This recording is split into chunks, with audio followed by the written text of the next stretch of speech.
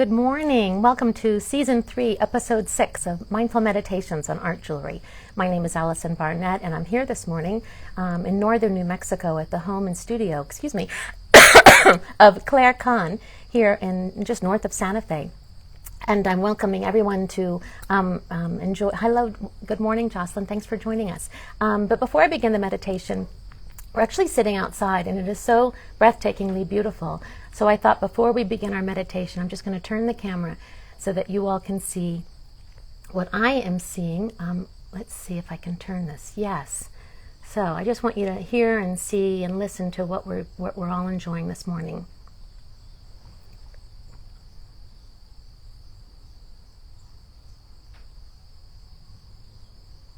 And you can hear the crickets, some of the birds, and I'm here this morning with Claire Kahn.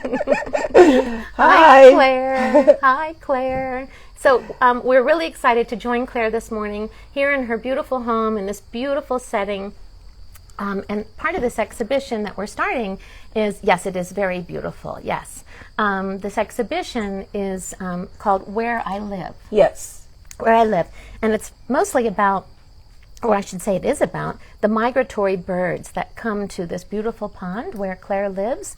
Some of the birds live here year-round, and since Claire moved here in 2016, she has become enamored with her setting and the surroundings where she lives, and these beautiful and majestic birds who come and nest here at the pond and on this beautiful property. Again, I'm going to turn the camera. And then we're going to talk about these beautiful pieces. Claire Kahn is a maker, has studied many different disciplines, but one of the ones that we really celebrate here in the gallery are her works, as I turn the camera, that are crocheted Japanese glass beads with gemstones. And this whole collection that I have before me is from the Where I Live series about the beautiful birds. And although most of these pieces have already sold, there are a few that still remain, but it doesn't change how we feel about them and how stunningly beautiful they are. And I'm going to have Claire just tell us a little bit about these beautiful pieces. I'd like to actually start with the last piece that Claire made, and I'm going to turn the camera back to myself just for a moment, because it's the last piece that you made, Claire, and it's really unusual for you. Yes. And this one has these tin cones, and it's called Kingfisher. Yes. So can you tell us about this wonderful piece? Yes, so the kingfisher is a bird that comes here to the pond. It's one of my very favorite birds. He's not very big, but it's a very kind of muscular bird. It makes a really loud rattle sound when it flies over the pond. So I used these little tin cones, and I draped them so they kind of look like a fringe with the blue suede attachments. I hope you can all see that. They make a little rattly noise when you brush against them, or shake them, or hopefully as you wear them. And then the general color of the piece is after the bird, which the kingfisher is black and gray and white and blue. So those are the colors in the piece. It's fabulous. And so you've got the tin cones on half of the necklace. Yeah, I didn't want to put them on the whole thing because the proportion of rope to these cones, if you double it, then it kind of, they... Just the one I had it on. Yeah, so they kind of, it has a nice quality when you see two ropes and one of these rattly guys. And it's not heavy, which I love. No, I love that the cones tin are weighs tin. nothing. And that beautiful exchange of color with this brighter blue suede just coming, and you've treated the suede like it's almost like a bead. You've crocheted in line. Well, it's crocheted, so it's integral to the rope. It's not attached afterwards. Yeah.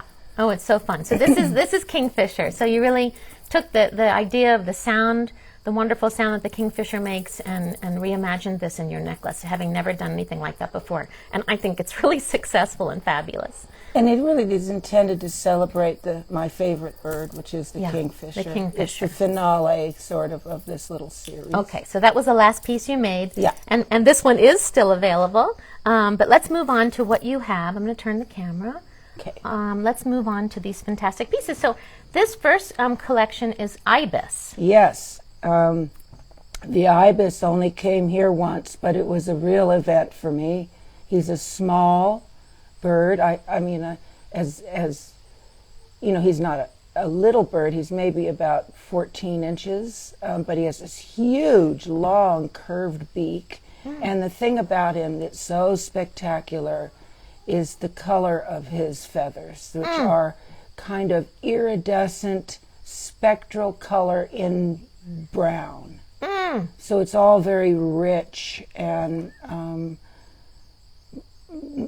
lots of color, but sort of in an iridescent way through the brown feathers on his body. I mean, It's you've very so pretty. beautifully captured that in this piece. It's one of my favorite pieces I think you've ever made. Oh, thank you, Yeah, Allison. I love it. And I love how it pairs with some of these other pieces. Yeah. And then this one, you've got garnet and opal. Right. And there's a bracelet that is of Garnet the same. and opal. Garnet and opal. So this, again, is part of that same collection. So you've got the metallic and Yeah. iridescence. Iridescent. So there's lots of color in it, but it's all mixed together in such a way and used to so that it appears kind of brownish, and then you see the color. And It's fabulous. yeah. And then this one is a short one, part of the Ibis collection with Yes. faceted tourmaline that you've Yes. crocheted with the glass beads. Right. It's fantastic. Most of those are sold, but the long necklace and the bracelet are still available. Yes. And available on our website at patina-gallery.com. And then we move on to this Raven. is the Raven. Thank you. And both of these are sold as well. Claire has such a following, and her collectors know that each piece is one of a kind and made with such care, love, and intention that they're just really can't wait for the next series. So this one has black diamonds every once in a while. Tell us about your Scattered. choice and why you paired these two together. Well, so they're both raven, but different in character. One is bolder with a kind of diamond pattern in it. That while I don't usually do things that are reminiscent of the Southwest, to me the raven is so iconic for this region that I did a little bit of that kind of thing here, so it really feels Southwest. And then the other one has a little bit more of this deep royal blue, which on occasion when you see the ravens, that happens in there. Again, When the it's light this hits the feather a iridescence of the certain black. way. Yeah. Yeah. They're so beautiful and so fun, and they're very much a part of this region. Yes. And then this guy, I just scattered black diamonds throughout. You don't really see them, except you see the fire come off of them if you're in the right light. Yeah, I can see one over here. Yeah. Yeah, And in it's a little- quieter light, you Yeah. do see them. Gosh, Right. yeah, that royal blue is so beautiful. And then it shifts. So on one side it's more It's all royal, black. and then on the other side it's all black, just Right. as the bird would be Right. when you see his feathers. And I love how this one, this pattern, it's sort of like an arrow, a little bit. A little bit, yeah. Yeah, please send hearts. It's so beautiful. But on one side it's really dark. Yeah, and it's then all the other black. side it's this subtle iridescent pattern. And those two are just beautiful paired together. And then we're moving to the mountain bluebirds this morning. These two pieces sold this morning, but we have the two bracelets. So tell us about this group. So the mountain bluebird is the most amazing electric blue. And it comes typically in the winter when the environment around it is fairly neutral, brown, beige. The grasses are dry. So that color combination is so beautiful. So I tried to capture that in the necklace, this necklace, where it has a kind of neutral integrated into the chevron pattern. They're both what I call chevron. And it's all just about blue with that bird. It's so amazing. And then those are shorter, so they could be worn as bracelets wrapped Certainly. around the wrist. 3 times. Yeah, or 3 as a times. short necklace just over the head. Fantastic. So very lucky person who got those this morning.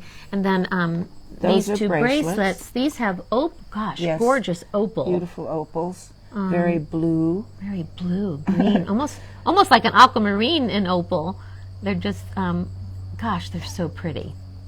So pretty. Yeah, that twinkle and that color is stunning. And then we have the hummingbirds. Yes, there's the particular hummingbird that inspired these is called ruby-throated. And so he's green, and then he has this bib of magenta. Yeah. I mean, it's amazing, the color. So what Is he the male? Oh, I say he. I think maybe he is. The male is the one that's got the color. Yeah, I on think him. so. Very territorial. And there are two here. Yeah. One is a shorter necklace that has this abrupt change from the green to the pink, and then the pink kind of fades away and becomes green again. And then the green progresses, and there's some purple. You know, it's this iridescent thing that the feathers do, where you see blues and purples in the green. Yeah. And you can wrap this 3 times, makes a nice bracelet, or wear it as a necklace. And then there's also the longer necklace, which is a transition from green to pink, and then back out to green again. Oh, it's so beautiful. And it looks nice doubled. You could certainly wear that as a bracelet. Yes. Or you could, wear the shorter piece and all of them together. All of them like together, so. which is so breathtaking. And we saw a hummingbird this morning. I don't know if it was the ruby red, but the ruby throated, but he was out. Yeah. One of them was out here. Yeah. So that's just spectacular, and just beautiful inspiration. And then this piece here, is the magpie. Yeah. Which I know that we have a lot of magpies in this southwest region. They're so beautiful, these birds with the black and the white. Right. And tell us about, I just think these are gorgeous. Thank you. One's thin, one's a little thicker. Right. One is a short guy so there's this guy which is shorter and is what I call a shifted spiral, because I do this spiral pattern and then stop and then start it somewhere else and then stop. So there's this, and then it is intended really to go out with almost as one piece. You would see it as one piece. That pattern on the long one is really unusual. I've not seen you do that one before. Oh, that's and there's gorgeous. A little bit of the cut steel in here to give a little bit of reflection. Rich. But these go together. This pattern is so rich. And so those went together to a collector. Yes. Yeah. Very lucky lady to get these 2 magpies. There's a little blue in there, a little bit, just a hint of iridescent blue. Breathtakingly beautiful.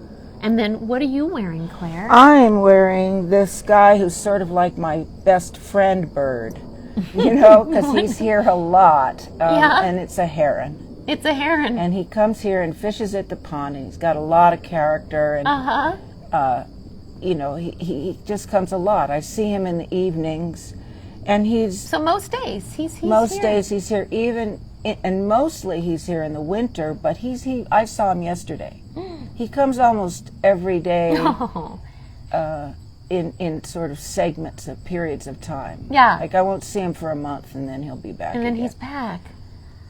Well, they fly overhead and they see how beautiful this is here. And it's just an oasis in the desert. I mean, for those of you who have not been to the Southwest, it's really unusual to have so much water. Claire, really, this is an oasis. And as we've said before, you kind of feel like it's like out of Africa, like an elephant could come at any moment and just sort of come and drink some water. But, the inspiration for you and for all these animals, you've got frogs and you have goldfish, and you've done series about goldfish. Yes. But this land where you live is so inspiring, and we're just so excited that you were able to bring forth all this beauty with this beautiful collection, and which sold even before we could go live with this video. Just amazing. And I just want to thank you. Oh, hello. Thanks for joining, Reggie. I just want to thank you for your boundless creativity that you bring forth in the way that you crochet these master works. And they are gorgeous. Awesome. And, they're just, just when you think you've seen it all, then Claire shows up with another outrageously beautiful piece of beadwork. And what astounds me always, and I'll say it time and time again, is that you only have about 1/4 of an inch to really explore this pattern. And you've done so beautifully in such a small amount of space, and you're able to control the pattern to elicit these feelings of great joy and beauty that elicits the feeling of these birds and their feathers. And anyway, I just think, I'm just like really one of your greatest fans, and oh, thank you, Allison. And love to share these with you all. And thank you. And this is maybe a little bit of a shorter video just because, well, I think we covered a lot in a short amount of time. But as a meditation, it couldn't be in a more beautiful place. And I just want to thank everyone who joined us this morning. And if you can't visit with us in the gallery to see these pieces in person, or the ones that remain, I should say, please visit with us online at patina-gallery.com or on our social media channels on Instagram, and also, thank you, Jocelyn, and also Facebook and Twitter and Pinterest. And Jocelyn Montoya, who's joined the program, she'll be sharing more of these images with us all in the days to come. But it's just a beautiful setting and a beautiful place. Let me share it with Claire. And so thank you, Claire, for the magic that you bring every day to what you create. And stay tuned, everyone. Yes, this is a wonderful exhibition of where I live and the birds that migrate to the area. But there's more coming from Claire. She will continue to astound us, and it won't exclusively be beadwork. It might just be something else. So stay tuned to the website and to our announcements. And thank you all for joining us this morning, and have a soul-stirring, beautiful bird-like day. Bye.